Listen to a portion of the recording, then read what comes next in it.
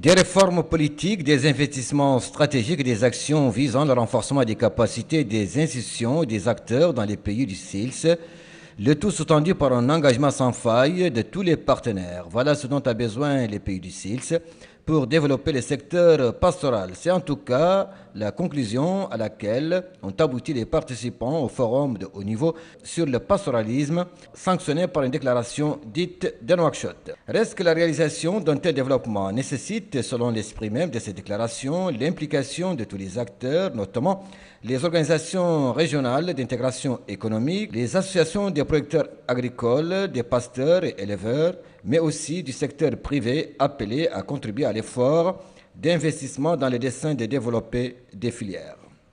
Le forum a tout de même, de l'avis du Premier ministre Dr Moulay Ould Mohamed Dagdab, permis de définir de manière claire les grandes lignes de l'intervention efficace qui fait de l'accroissement de la demande sur les ressources animales une opportunité à travers laquelle la production et le rendement du secteur pastoral au Sahel peuvent être multipliés par le biais de l'augmentation des opportunités d'accès au marché, l'amélioration du niveau de la santé animale, la réalisation d'unités de production et la disponibilisation des services de base aux populations dans la région.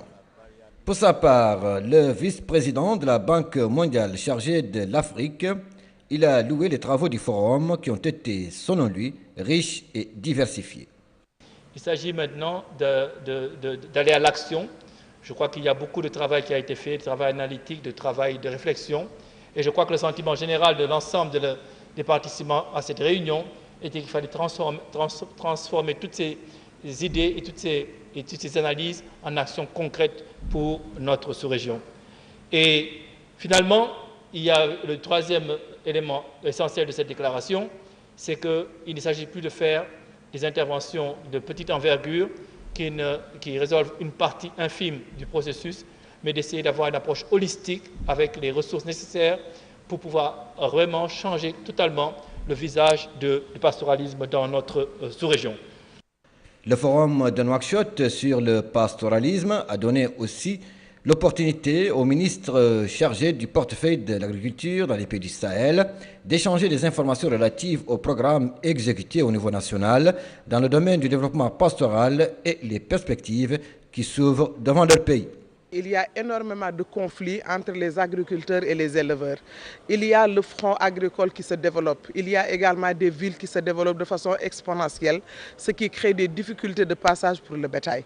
Et ça pose des problèmes. Ça justifie donc, même parfois il y a des morts d'hommes, donc les conflits récurrents. Les engagements forts ont été pris et je suis d'autant heureux que finalement le pastoralisme revient au devant de la scène et nous espérons pouvoir engager très rapidement des programmes porteurs pour ce secteur. Vous savez, à un moment, cet élevage pastoral a été considéré comme très négatif, destructeur de l'environnement.